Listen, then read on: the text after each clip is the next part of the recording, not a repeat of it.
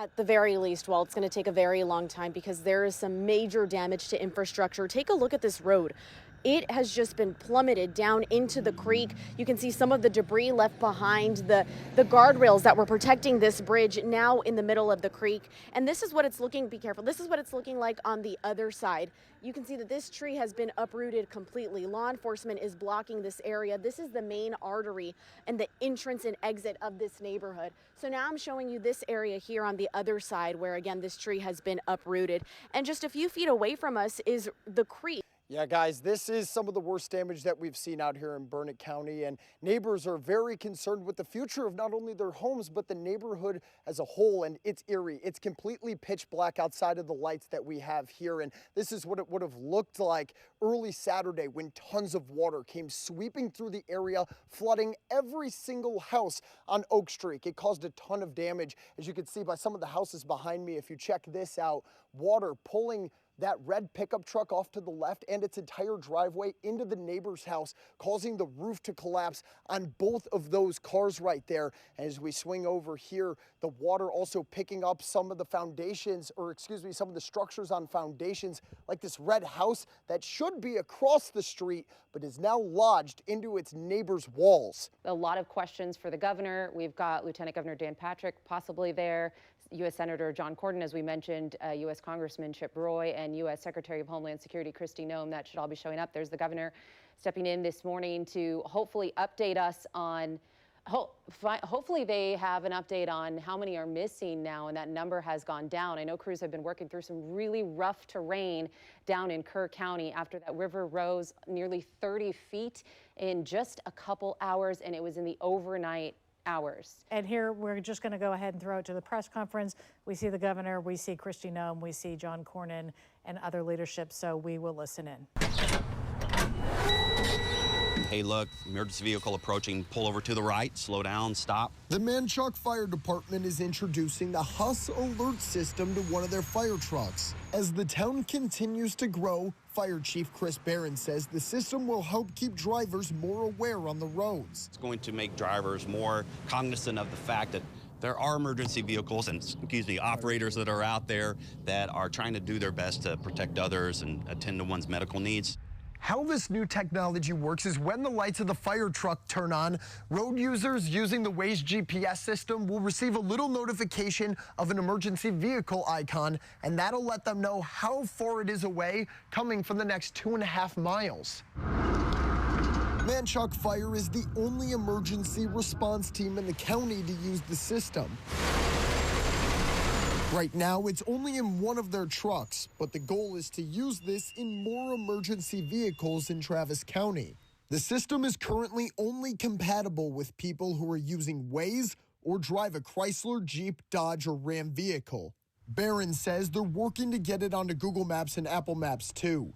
Manchac firefighter Kyle Hansen says with this, they'll be able to get to emergencies a lot faster. Anything that can improve our efficiency to get to the scene to help people, we're all for that. Barron says this will also keep everybody safe on the roads. The alert system eliminates any surprise of oncoming emergency vehicles or drivers approaching an emergency scene. We've had several close calls where our firefighters were on a scene, and next thing you know, they almost got clipped by a driver not paying attention or on their phone.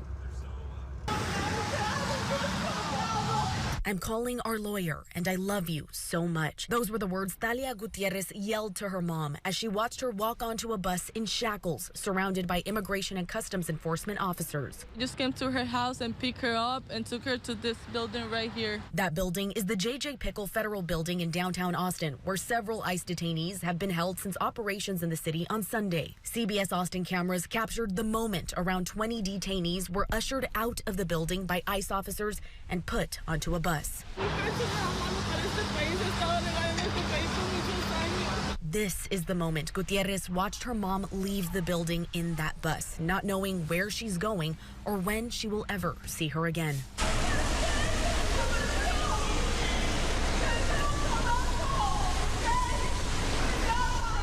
I don't even know where she's gonna be at. They haven't given me any information, nothing about my mom. Federal and local officials confirmed to CBS Austin these targeted ICE raids were only resulting in the arrests of immigrants who have committed violent crimes. I called and talked about it and was told that, yes, these were violent offenders. But CBS Austin ran the criminal history on Talia's mom, Tatiana Bonito Luna, and found several nonviolent charges out of Williamson County. In 2020, she was charged with felony possession of marijuana and cocaine, and in 2024, she was charged with failure to report injury in a traffic accident, meaning leaving the scene of a crash, which is a Class C misdemeanor. But the president has said that, of course, the illegal criminal drug dealers, the rapists, the murderers, absolutely, those should be the priority of ICE. An NBC investigation found nearly half of the 1,200 migrants detained across the country Sunday don't have criminal records.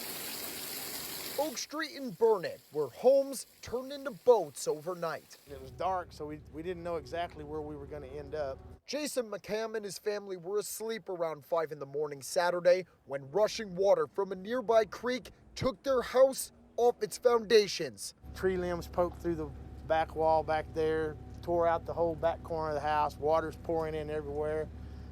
All we did was get up here by this window because this was the highest point of the house. And then there was a loud smack. McCam's house crashed into his neighbor Dottie Bai's house across the street. You know, if they wanted to come visit me, I would invite them over. They didn't have to come that way.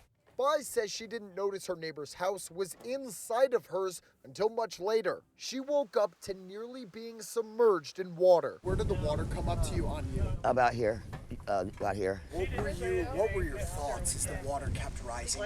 I was just scared to death. I thought I was going to die. The kitchen was demolished.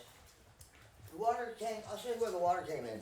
This is the inside of her home after the water receded. Many other houses on Oak Street look just like this, including Jennifer Nicholson's. That's my life. That's my life sitting in my front yard. Burnett County Emergency Management says rescue efforts are in full swing. They divided the county into a north and a south division and are using units in the air, on the ground, and in the water to find missing people. Despite the tragedy, the neighborhood is rallying together. Brings tears to my eyes. All the neighbors have been so good to us.